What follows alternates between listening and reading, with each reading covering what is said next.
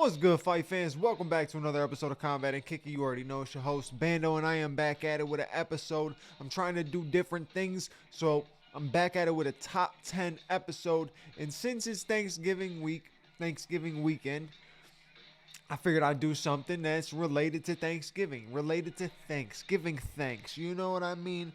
So the top 10 fights that I am thankful for so far in 2024. Let's go. Let's get into it. So number 10, the first fight to make this list, Jean Silva versus Drew Dober.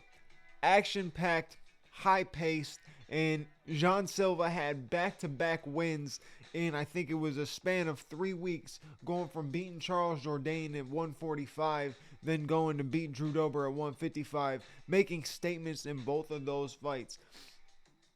But with the Drew Dober one specifically, it was an action-packed war. It was, like I said, fast-paced, high level, and a lot of the shots that Drew Dober was landing, a lot of times if he lands those on people, it's a fight ending type of thing.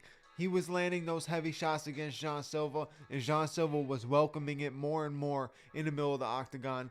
Fantastic fight, and you know, I definitely see Jean Silva as being somebody who is going to continue to put on these types of fights, and every time I make a list like this, I have a feeling he's going to be somebody that's on there. Between Vinicius Oliveira and Bernardo Sopaj.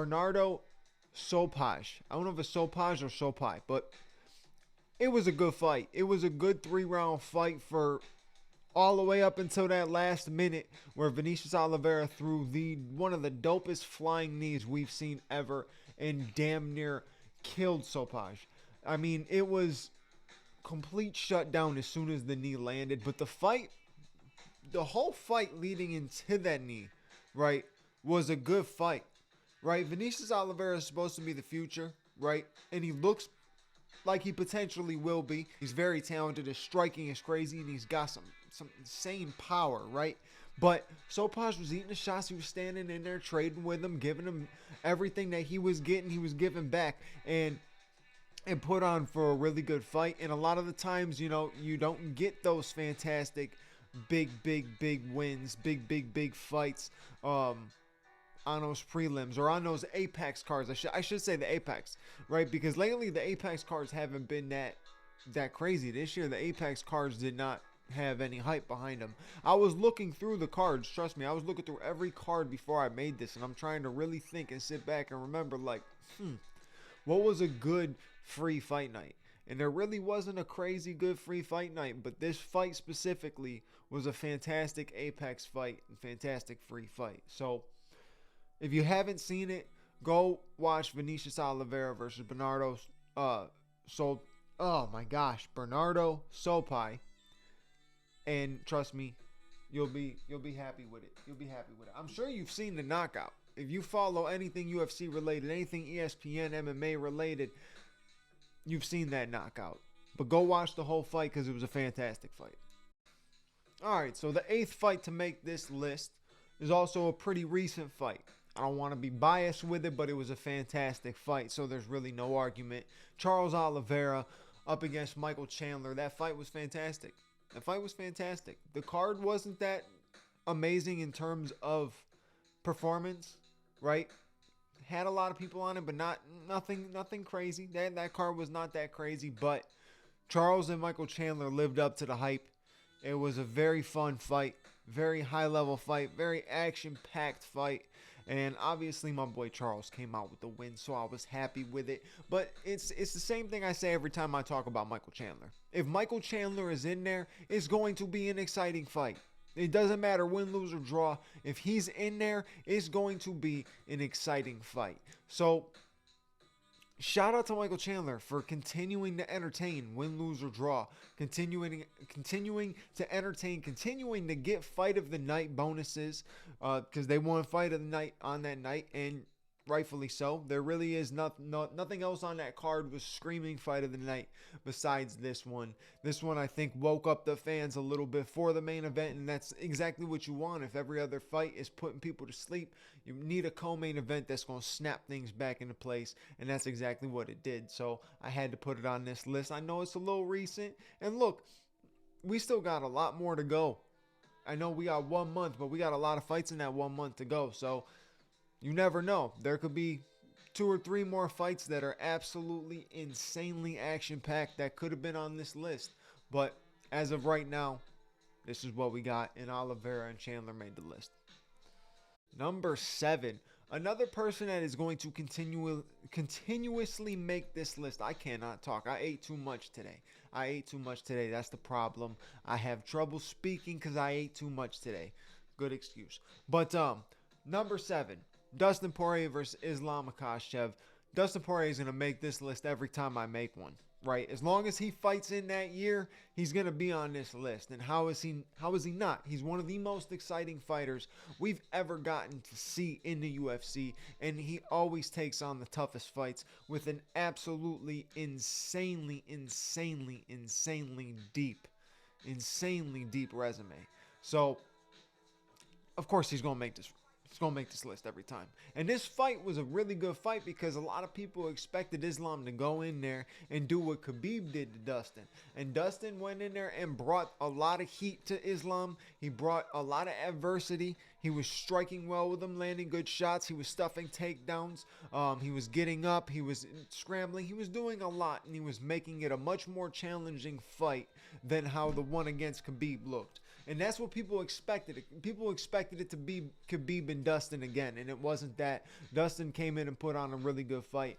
But Islam at the same time showed that he's got that dog in him. If we're going to get into a scrap, he's down to get into a scrap. So it really did make for a good fight. When you have a guy who's not typically known for being this stand in the pocket, trade type of guy, right? Fight of the night all the time type of guy, right?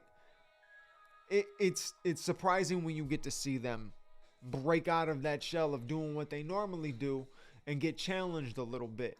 It was really good to see. Good person to do it with too. Dustin Poirier be the guy to challenge Islam Makhachev, really make Islam work. Probably the hardest fight that Islam has been in besides the Volkanovski fight. So, you know, Dustin tried to show that there are holes in Islam's game, and I think a lot of people are going to be able to capitalize that when the time comes. But he's continuously getting better, and the way he finished Dustin in that I don't know if it was the 4th or 5th round, but the way he finished Dustin, really dope, really sick finish. But great fight. Number 6, again, we're about to be on some recent shit. Jan and Figgy. How can that not be on the list? That fight was awesome. That fight was great. It's not an insanely, amazing back and forth fight, but the reason it made my list is because it put Petr Yan back in the win column in the best way possible. He really made a fat statement in that fight, and it was just exciting. It was high level. When you see a guy like Petr Yan strike, you're seeing it at the next level. And Deiveson Figueiredo to be able to stay in there for 5 minutes, take everything that Petr Yan had, still be able to drop him in the last round, it made for such a good fight. And we knew it was going to be a good fight, right? And the fact that it was a 6 a.m. fight that a lot of people did not expect, no one's really getting up for a 6 a.m. fight. But for a card like that, you might as well. When Petr Yan and Deiveson Figueiredo are headlining, you might as well get your ass up and watch those fights. And that's what a lot of fight fans did on that Saturday, and they got a very, very enjoyable performance from Petr Yan. So, fantastic fight, and I had to put it on the list. So that Oral Bay versus Matus Rebecki is the next one to make the list. And why? Because that fight was insanity. Back and forth. Obviously, Oral Bay coming in as a big favorite. Matus Rebecki landing some insane shots. The swelling of the eye for Oral Bay really was a problem, right? The swelling for the eye really caused a lot of problems in that fight, but it was a back and forth fight. You're watching shots land where you're like, how are these guys still standing? How are these guys still taking this damage, right? Especially with the way that Oral Bay's fight or eye was. Surprisingly, they didn't stop that fight. You know, they definitely could have stopped that fight. They've stopped fights for much less in the past. So, you know, it's not surprising, but that it could have been stopped. But it was such a good fight, back and forth. Really showing, like, these are fights. Every fight on this list that I'm talking about is the fights that you show your friends to get them hip to the sport if they're not into the sport, right? If you want to show somebody the violence and the excitement of what you can get from this sport, it's fights like this you show them, right? There's a lot of fights that I can go in through history that are unbelievable fights. Like you go back to fights like Dan Henderson and Shogun. You go back to John Jones and Gustafsson 1. Like I don't know why those were the first two that came to my head, but you can just go back and continuously rifle off fights. You know, Conor McGregor and Nate Diaz 2 was a fantastic fight. There was a back and forth, action-packed fight. Obviously, everything Chandler's been in so far, every fight Gaethje's been in, every fight Poirier's been in, every fight Max Holloway's been in. All these fights, these are what you show people to make them fans of the sport. And I would say, you know, instead of showing people the top guys all the time, finding fights with the biggest names, this is the type of fight you show them. Oral Bay versus Rebecca, and I bet you they'll sit back and say, wow, that was a lot. That was two dudes who were just slugging it out, and it was bloody and it was action-packed. So I think like I said, these are the fights you show people to make them fans of the sport. Moving on to number 4. And I can put every fight that this man is in on this list because of the excitement level from the build-up to the second he walks out to the octagon to the time he steps foot into the octagon. It's pure excitement, and that's Alex Pereira. And Alex Pereira versus Khalil Roundtree was a very fun fight. It really was. It was a fight that I didn't expect to be that fun, right? A lot of people did expect violence, right? You watch fights with Khalil Roundtree, and he beats you up like you owe him something, right? He beats you up like Batman beating up people in Gotham when he's trying to save the city. Like that's the type of shit you're gonna get from Khalil Roundtree. So you can expect violence from a guy like that, obviously. And then with Alex Pereira, we've seen him. That left hand is absolute dynamite. He touches you, you go to sleep. So you're sitting there kind of building up this fight, and you're thinking, man, what's gonna happen? Is Khalil gonna bring too much pressure to Alex? Is Alex gonna land a quick left hook and end this fight, and it's just gonna be a quick wrap, and Khalil shouldn't even have been in there type thing? Who knows? We got to that fight, and it was a very good fight. Khalil Roundtree really showed he's got a lot of heart, he's got a lot of durability, and he does have skill. He has a skill set that is going to cause problems for almost every other light heavyweight that is not Alex Pereira. Alex Pereira just found that flow and that rhythm in that 4th round and started piecing them up. And when a guy like Alex finds that flow, finds that rhythm, and it is striking related, it's over with. Right, and he started landing the clean shots. He was brutalizing Khalil Roundtree's face, swelling him up everywhere. The whole face was swelled up, blood everywhere. I mean, Alex knew he saw blood. He could be a shark, and he went for the kill. But that fight was explosive for the time being, and like I said, I really am giving props off to Khalil Roundtree for that fight, because your fight's only going to be as good as the dance partner makes it. You know what I'm saying? And you know Alex is going to bring the excitement, and Khalil Roundtree lived up to his violent nature. So that clashed in a perfect way for a fantastic fight and a really dope finish for 2024 that I'm sure when I get around to the finishes and the knockouts, all that kind of stuff, it's a possibility to make that. So we'll see what happens when I make those top 10 lists. Number 3, the man is making the list twice. I've said it a million times. He can make the list every single time, and that is Dustin Poirier. Dustin Poirier's fight with Benoit Saint Denis was a fantastic matchup. It was a matchup where a lot of people were expecting for the passing of the guard, right? Dustin, I think he was coming off of one loss. Was he? I think he was coming off. Yeah, he was coming off of the Gaethje loss, right? So a lot of people are expecting Benoit Saint Denis, who was looking pretty insane in his fights leading up to it. The knockout over Matt Frevola was disgusting, right? A lot of people were expecting Benoit Saint Denis to end up being a problem for Dustin Poirier. If I remember correctly, Dustin was an underdog in this one, right? And Benoit Saint Denis controlled the first half of that fight. He really did. He was controlling it. He made it very, very interesting for the time being. But once Dustin stepped back, adjusted himself, and caught Benoit Saint Denis with the shots that Dustin catches people with, the boxing unloaded. He unloaded some shots and he got the finish. But for the time being, it was a great fight. And, you know, it's not really the fight in itself that's why it's so high on the list. It's the comeback and the fact that Dustin got it. It's one of the best KOs of the year. It was one of the best moments of the year. The crowd went insane. The announcers went crazy. It was just something that's awesome. And Dustin Poirier is such a fan favorite. So it was dope seeing him get that win, especially when a lot of people are expecting him to come in there and, oh, here we go. You got the young guy against Dustin Poirier. Dustin usually, you know, in the past few years, he wasn't the one taking those fights. You know what I mean? He was taking the fights that we've seen him in, the Justin Gaethje fights, the Michael Chandler fights, the Oliveira fights, the typical guys who've been swirling around the top 5.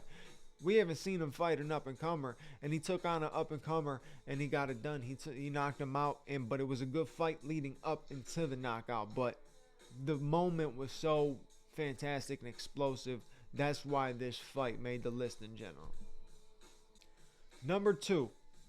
Definitely, in my opinion, it's weird that it should be number 1 on this list, but we're not talking about the best fights. I'm talking about my favorite fights, right? The fights that I'm most thankful for so far. But this one, in my opinion, really does have potential to be fight of the year, and that's Daniel Zellhuber versus Esteban Ribovic. If you looked at my review on the UFC Noche one, you know that I was really like ecstatic about how dope this fight was, how good, high paced it was, back and forth. Dude, they were landing shots that would have finished anybody else in that division, right? And they looked like they could have finished each other, right? Almost like the ref could have stopped in at certain moments and stopped the fight, but they just kept on going. They kept on coming back, and they really showed out in front of one of the dopest crowds that you were ever gonna get, because you were only getting this once in a lifetime UFC Sphere experience, and you needed fights to perform, because the co-main and the main event did not live up to the hype, and Daniel Zellhuber and Esteban Ribovic completely stole the show, right? You had the moment where Daniel Zellhuber was landing nasty shots, almost got the finish on Ribovic. Then Ribovic had that moment where he had Zellhuber's back up against the cage. He was landing insane shots that I thought were going to end the fight, and it just was continuously back and forth. And if you have not seen that fight, I promise you it will be one of the best fights you've seen for 2024. It was so fun to watch, and like I said, the fights that people expected to be the most exciting did not live up to the hype, and this one truly did. Being two guys who aren't really big names, right? Daniel Zellhuber's not a huge name unless you know about guys on the come up. He's not a prospect anymore, but a dude on the come up. And the same with Esteban Ribovic. Like, these are not guys that people are super familiar with. Ribovic was getting known after getting that nasty KO over Terrence McKinney, right? There was certain ways that these guys were going to be able to make their name, but this way was the best way they could possibly make their name at that show. Because, look, Ribovic should have got the knockout. He could have got the knockout, right? And if he got the knockout, huge statement made. Cool. People are going to be talking about him to face the next guy or whatever like that.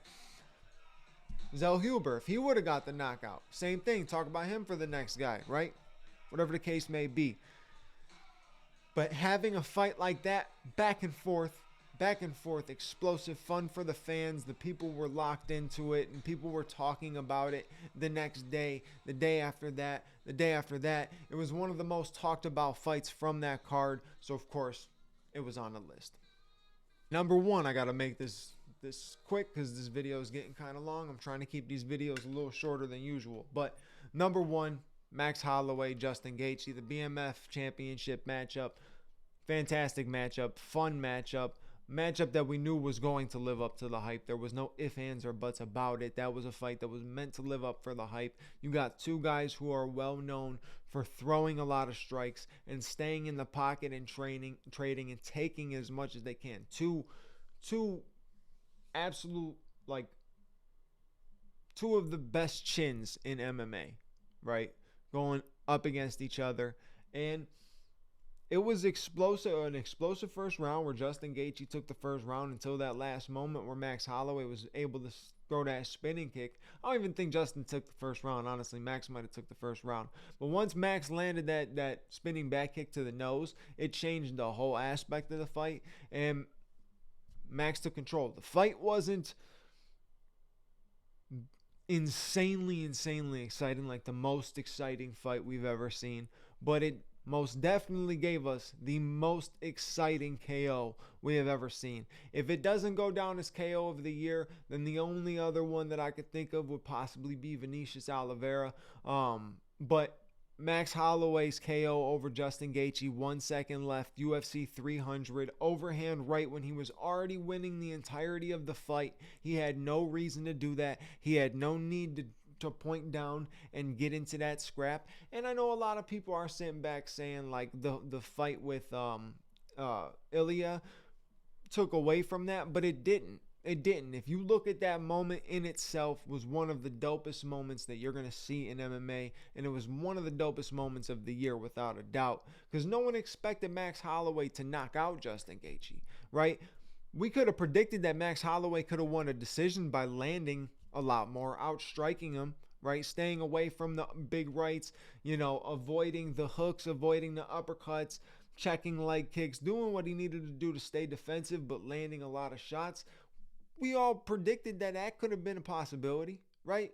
I truly believe that was going to be the possibility. A 1 second left KO overhand right after pointing to the ground in the last 10 seconds to scrap it out against a guy like Justin Gaethje. I would have never predicted that. And that's why it's number one, because it was the BMF championship, right? It's not a big championship. It's not a huge championship. It's not even really a championship. It's just a belt and a little status type of thing. But these were two BMFs going at it, and that was a BMF moment. The last 10 seconds was a BMF moment, and that will be remembered forever, right? Moments like that will never be forgotten. Every time you see highlights, that will continuously come up. Every time Max Holloway fights, that will continuously come up. So definitely made number one for me, because you're just looking at, in terms of moments, the biggest moment was that one. That was the number one biggest moment of 2024 so far. So that is my top 10 fights that I am most thankful of 2024.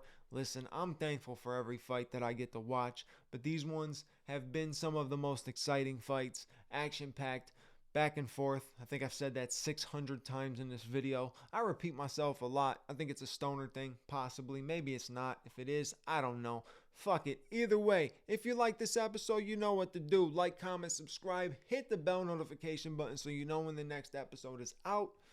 And I'll catch you on the next episode. Your boy Bando is out. Peace.